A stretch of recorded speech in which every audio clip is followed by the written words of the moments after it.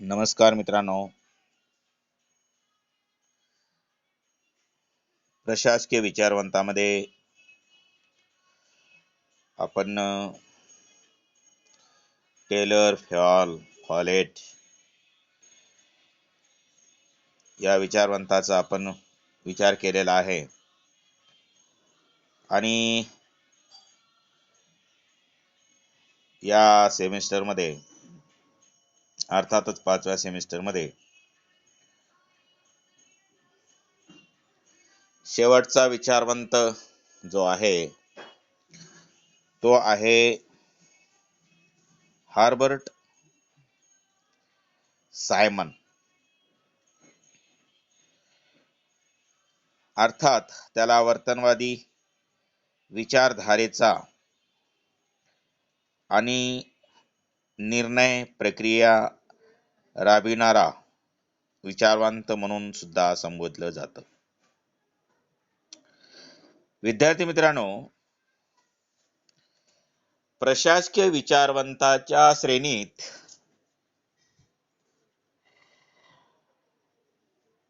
या विचारवंताचं प्रमुख स्थान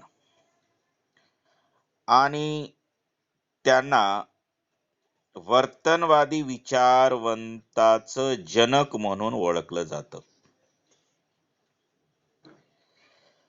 त्याचबरोबर त्यांना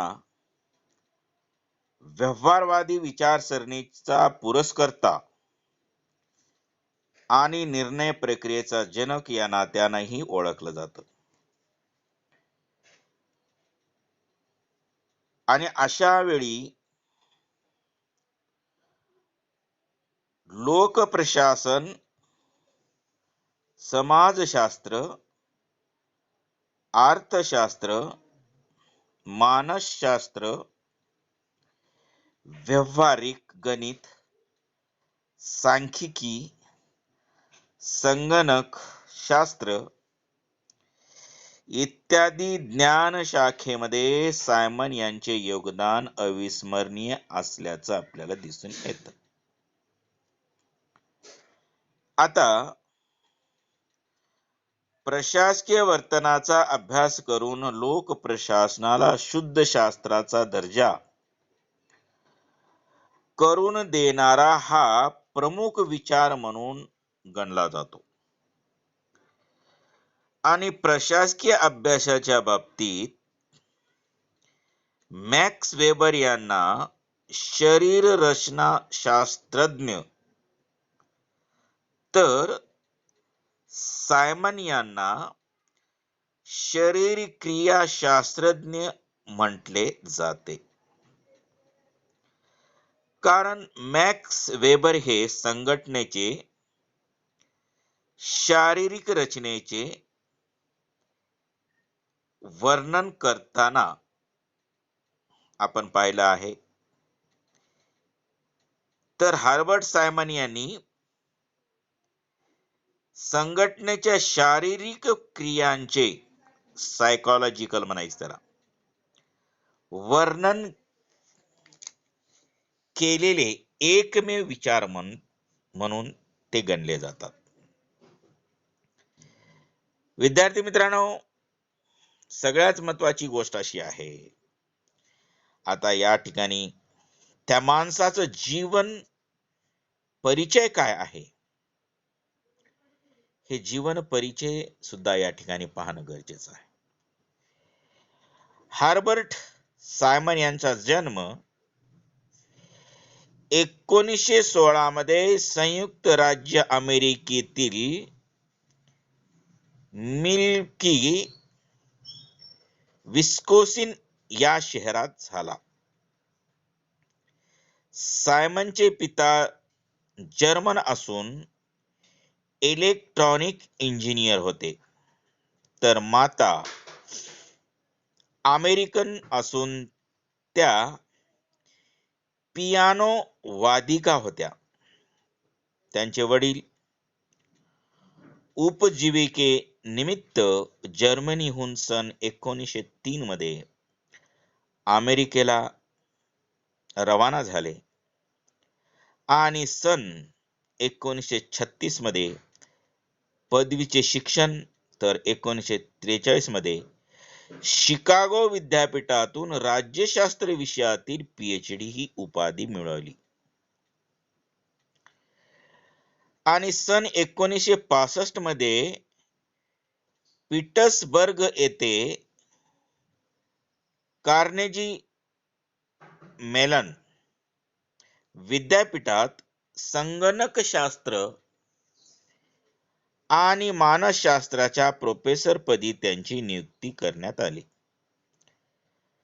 सायमन यांना येल विद्यापीठाने DSc ही मानद उपाधी ही प्रदान केली. सन 1975 मध्ये संगणकशास्त्रातील योगदानामुळे MA तुरिंग अवॉर्ड्स व सन 1978 मध्ये त्यांना अर्थशास्त्रातील योगदानामुळे नोबेल पुरस्काराने सन्मानित करण्यात आले. सन 1986 मध्ये national model of science award आणि त्यांच्या मानसशास्त्रीय क्षेत्रातील कार्याचे योग्य दखल घेऊन त्यांना अमेरिकेचा दी अमेरिकन सायकोलॉजिकल असोसिएशन अवॉर्ड यांनी सन्मानित करण्यात आलं. सन 1994 मध्ये चीनमधील विज्ञान अकॅडमीने त्यांना पुरस्कृत केले आणि 1995 मध्ये सायमन यांना अमेरिकन लोक प्रशासन सोसायटीद्वारे ड्वाइट्स वाल्डो अवॉर्ड्स देऊन त्यांचा मोठा सन्मान करण्यात आला. आणि 9 फेब्रुवारी 2001 मध्ये म्हणजे आजच्या काळात त्यांचं निधन झालं. सायमन यांच्या व्यक्तिमत्वावर हेनरी शुल्ज, निकोलस राशेवस्की, हेराल्ड जी लॉसवेल, चार्ल्स मिलियम, जॉर्ज हेनरी आणि रिचर्ड थिरोडी अशा महान अभ्यासकाचा खूप मोठ्या प्रमाणामध्ये प्रभाव होता.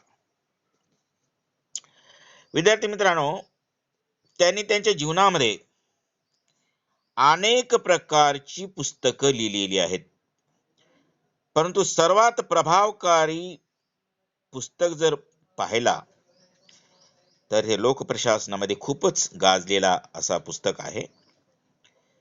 तो पुस्तक म्हणजे ॲडमिनिस्ट्रेटिव्ह बिहेवियर, प्रशासकीय वर्तन, की जे ते 1947 मध्ये लिहिला.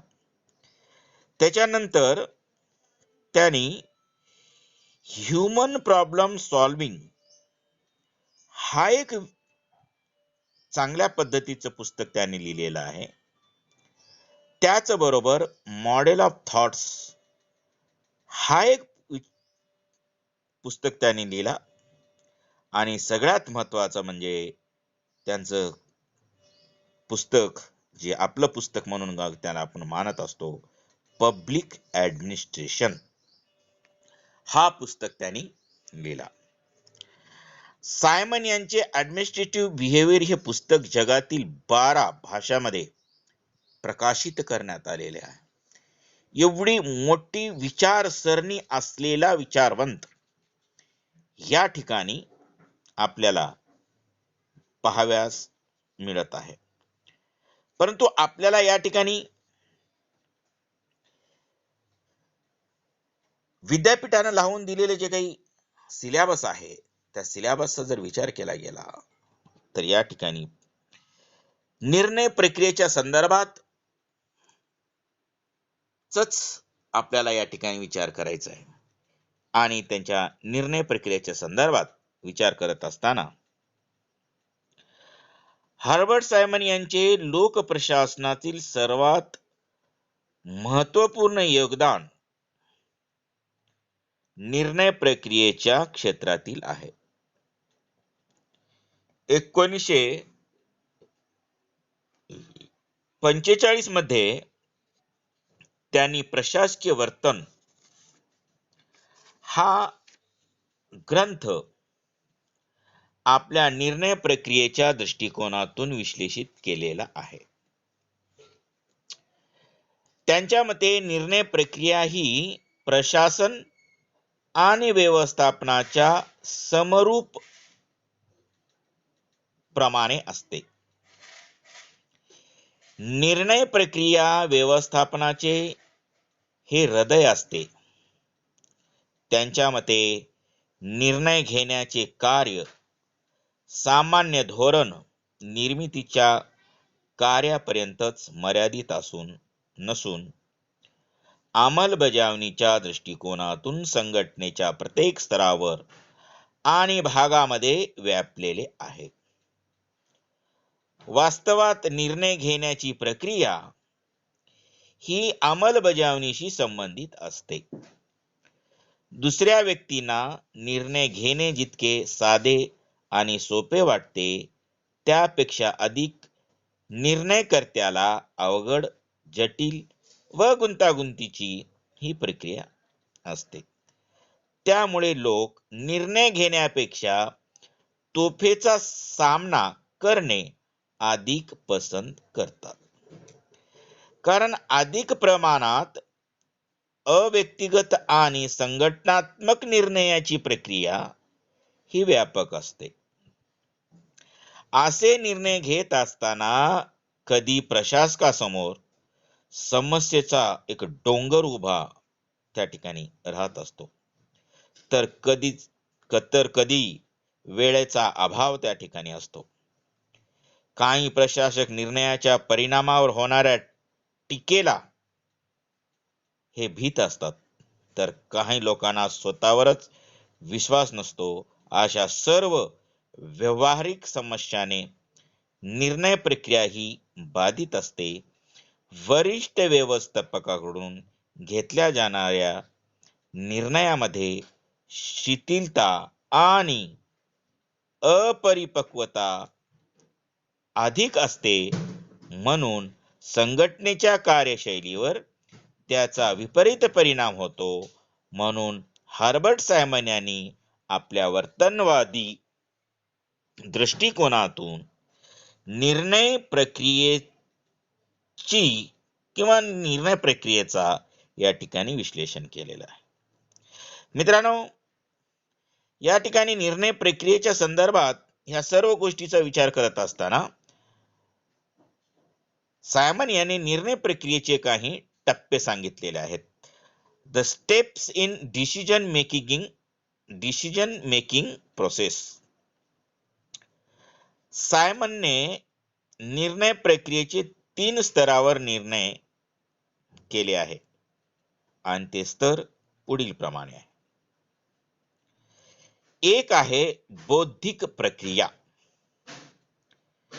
आता या बौद्धिक प्रक्रियामध्ये म्हणजे काय म्हणायचं, इंटेलिजन्स ऍक्टिव्हिटी. निर्णय प्रक्रियेतील पहिले चरण निर्णय घेण्यासाठी योग्य संधीची वाट पाहणे आणि त्यानुसार त्वरित आणि अचूक निर्णयासाठी योग्य वेळ निश्चित करणे. असा निर्णय घेत असताना प्रशासकाला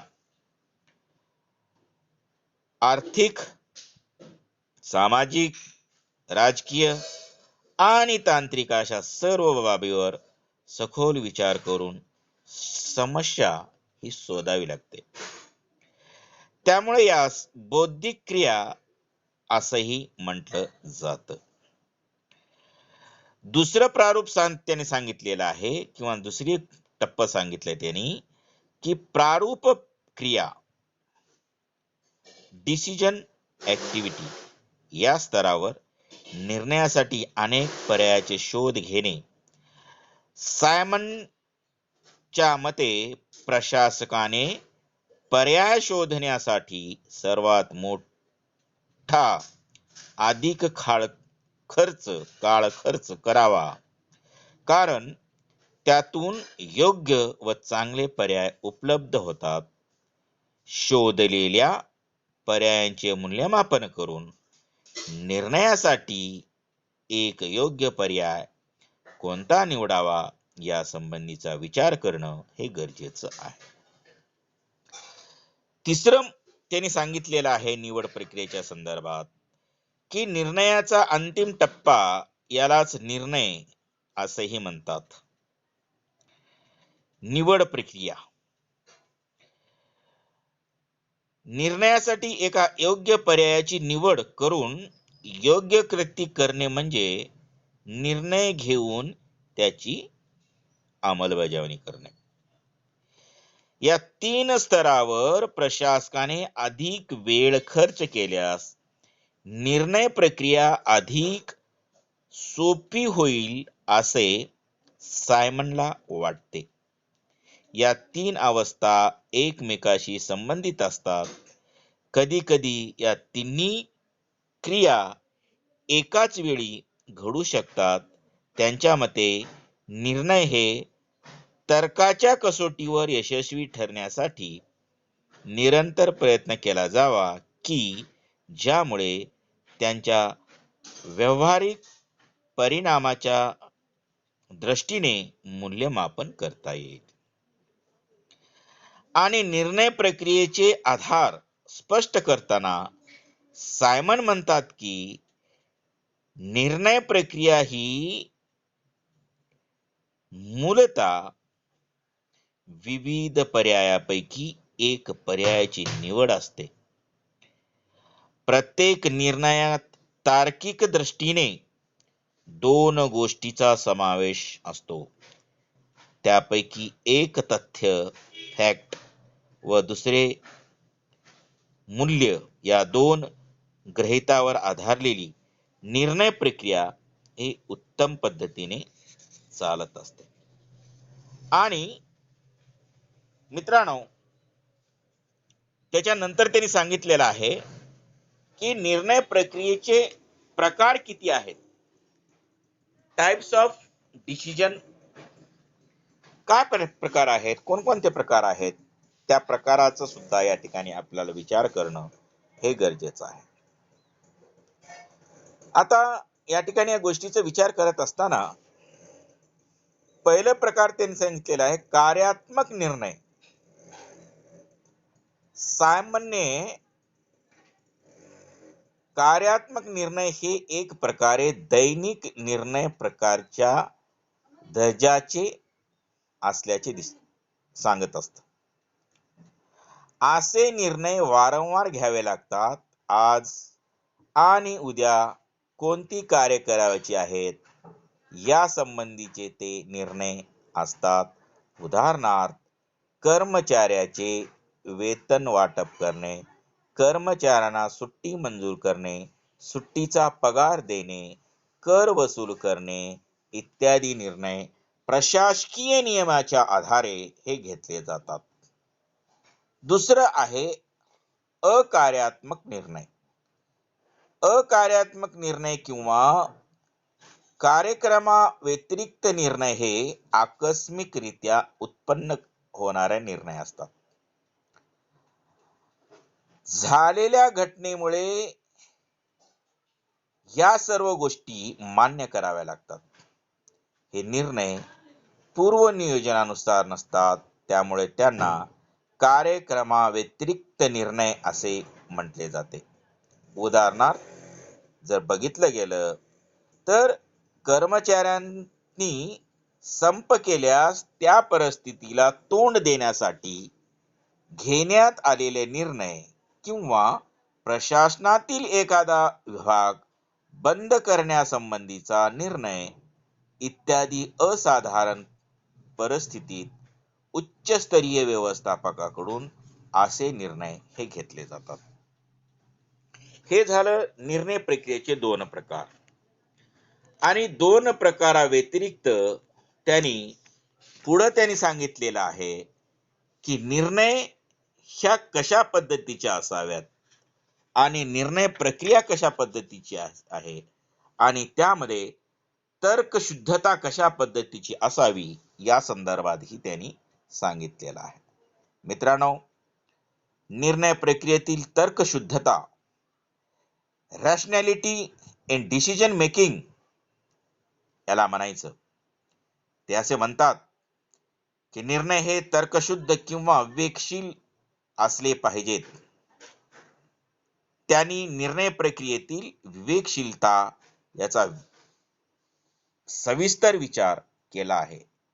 त्यांच्या मते संघटनेतील सर्व निर्णय कोणत्या ना कोणत्या दृष्टीने, कोणत्या ना कोणत्या प्रमाणात तर्कावर आधारलेली असतात आणि तर्कशुद्धता हा निर्णय प्रक्रियेचा आधार असल्यामुळे ध्येय व उद्दिष्टे यांच्या प्रतीची साधने त्यांना सुद्धा तर्काच्या आधारावर निर्माण करावे लागतात.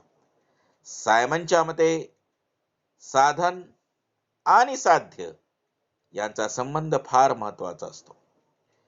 कोणत्याही कारणासाठी साधनाचा वापर करावा लागतो आणि वर्तमान काळात साधन आणि साध्य ही साखळी अव्यवहारिक होत चाललेली आहे. निर्णय प्रक्रियेत बाह्य घटकाचा प्रभाव वाढत चाललेला आहे. त्यामुळे साधन आणि साध्य संबंधाला अतार्किक बनविले जात आहे आणि सायमनच्या मते बऱ्याच संघटनेमध्ये साधन साध्य संबंधात स्पष्टता ही आढळत नाही. म्हणून सायमन साधन आणि साध्य संबंध साखळी चालू ठेवण्यासाठी मूल्य आणि तथ्याच्या आधारावर निर्णय घेण्यास हे सांगत असतात. आणि त्यांच्या मते प्रशासनाला शास्त्र बनण्यासाठी तथ्यांचा आधार हा घ्यावा लागतो आणि मूल्याचा प्रभाव कमी करावा लागतो. परंतु मित्रांनो, निर्णय प्रक्रियेतून मूल्यांना समाप्त करता येत नाही हे पण तितकेच खरे आहे. म्हणून तार्किक ही बाब मूल्याधिष्ठित असून उद्दिष्टाच्या पूर्ततेसाठी त्यांची उपयुक्तता असते. मानवी तर्क हा मानसशास्त्रीय परिस्थितीवर संचलित होतो. निर्णय प्रक्रियेला किंवा निर्णयकर्त्याला विविध पर्यायाचे ज्ञान असेल आणि त्याचे काय परिणाम होतात हे सायमनला माहीत असावे. म्हणूनच त्यांनी सर्व बाबी तर्कावर आधारित असतात असे म्हटले आहे. सायमन यांनी तार्किकतेचे 6 प्रकार सांगितलेले आहेत आणि या 6 प्रकाराचा विचार करत असताना ऑनलाईन शिक्षण पद्धतीमध्ये हे सगळं काही सांगणं हे गरजेचं आहे आणि ऑफलाईन मध्ये पण सांगणं गरजेचं आहे. कारण ऑफलाईन मध्ये 50 मिनिटाचा हा पिरियड असतो. या ठिकाणी आपण एक एक तास पेक्षाही जास्त आपण घेऊ लागलेले आहोत. म्हणून हे सर्वच जे काही कन्सेप्ट आहे ही कन्सेप्ट या ठिकाणी मी सांगण्याचा प्रयत्न करत आहे. पहिलं आहे 6 प्रकारापैकी वस्तुनिष्ठ तार्किकता. यामध्ये काय होतं, परिस्थिती निरपेक्ष मूल्याचे महत्व हे अधिक असते. दुसरा आहे विषयनिष्ठ तार्किकता. यामध्ये व्यक्तीच्या वास्तविक ज्ञानाला अधिक महत्व असतं. त्यानंतर जाणीवपूर्वक तार्किकता. यामध्ये साधन आणि साध्य यांच्यात जाणीवपूर्वक तर्कसंगत संबंधित प्रस्थापित केले जातात आणि सामंजस्यपूर्ण व्यवहार हा केला जात असतो. त्यानंतर आहे बुद्धी परस्पर तर्कसंगता. यामध्ये साधन व साध्य यांच्यात बुद्धी परस्परपणे विचारमंथन करून संबंध प्रस्थापित केले जातात. आणि शेवटचा आहे संघटनात्मक तार्किकता. या प्रकारातील निर्णयाचे उद्दिष्ट आणि संघटनेच्या उद्दिष्टानुसार ते करत असतात. व्यक्तिगत तार्किकता यामध्ये निर्णय व्यक्तिगत उद्दिष्टानुसार हे घेतले जातात. म्हणून अशा प्रकारचे जे काही टप्पे सांगितलेले आहेत, हे टप्पे सुद्धा हे या ठिकाणी आपल्या निर्णय प्रक्रियेच्या संदर्भात सायमन यांनी सांगितलेले आहे. मित्रांनो, निष्कर्ष रूपी आपल्याला एवढंच सांगता येईल निर्णय प्रक्रियेच्या संदर्भात फक्त. त्याच्यानंतर आपल्याला संश्लेषण पण बघायचं आहे, संदेशवहन सुद्धा बघायचं आहे. ते संदेशवहन आपण पुढच्या पिरियडमध्ये आपल्याला बघायचं आहे, आपल्या उद्याच्या पिरियडमध्ये, की निष्कर्ष रूपी या ठिकाणी निर्णय प्रक्रियेच्या संदर्भात सांगता येईल की सायमन यांच्या मते प्रशासकीय व्यवहार हा पूर्णपणे तार्किक आणि अतार्किक या बाबीवर आधारलेला असतोच असे नाही. म्हणून त्यांनी सीमित तर्कसंगता ही संकल्पना मांडली, कारण तर्कसंगतेजवळ पूर्ण विवेकशीलतेची कमतरता, अनुभवाची कमतरता, अव्यवहारिक पर्यायाची कमतरता असल्यामुळे निर्णय पूर्ण विवेकशीलतेवर आधारलेली असू शकत नाही. म्हणून त्यांनी अशा निर्णयांना संतोषजनक निर्णय असेही म्हटले आहे. मित्रांनो, दुसरी एक कन्सेप्ट आहे त्यांच्या संदर्भात त्यांनी निर्णय प्रक्रिये संबंधीचे प्रारूप सांगितलेला आहे, मॉडेल सांगितलेला आहे, पण तो मॉडेल आपल्या सिलेबसला या ठिकाणी लावलेला नाही. म्हणून पुढचं जे काही घटक आहे, पुढचं जे काही युनिट आहे, तो आहे संदेशवहनाचा कम्युनिकेशन म्हणायचं त्याला. हे कम्युनिकेशन आपण उद्याच्या पिरियडला घेऊयात आणि आजच्या पिरियडची जी काही आपण ही सांगितलेली आहे, थोडक्यात मी सांगण्याचा प्रयत्न केलेला आहे. थोडक्यात नव्हे तर बरंच काही या ठिकाणी मी आपला टाइम घेतलेला आहे. त्यामुळं तुम्ही ऐकलात ही आणि हे तुम्ही नेहमी नेहमी ऐकत राहा, करत राहा. जे काही जेवढंही शिकविलेलं आहे तेवढं जर तुम्ही चांगल्या पद्धतीने ऐकलात तरी तुम्हाला पुरेसं ते होणार आहे मटेरियल. आणि त्याच्यानंतर नोट्सच्या माध्यमानं सुद्धा मी तुम्हाला काही बऱ्याच गोष्टी पीडीएफच्या माध्यमानं मी तुम्हाला त्या ठिकाणी टाकणार आहे. त्याचं सुद्धा तुम्ही काय करा, वाचन करा. आणि हे जे काही कारण का तर तुम्ही एकदा वाचणं आणि एकदा ऐकणं आणि 10दा वाचणं यामध्ये फरक आहे. त्यामुळे एकदा ऐकलेलं सगळ्यात चांगलं. हे आणि ही काही व्हिडिओ टाईप नाही, हे ऑडिओ टाईप मी केलेलं आहे. त्यामुळं तुम्हाला क्लॅरिटी पण चांगल्या पद्धतीची येणार आहे, आवाजाचा पण चांगल्या पद्धतीचं तुम्हाला लाभ मिळणार आहे.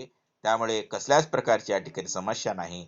आणि या पद्धतीनं आपण निर्णय प्रक्रियेसंबंधीचा दृष्टिकोन या ठिकाणी संपतो असं मी या ठिकाणी जाहीर करतो. आणि आजची जी काही ऑनलाईन पद्धतीची तासिका आहे या ठिकाणी संपते असं मी जाहीर करतो. धन्यवाद.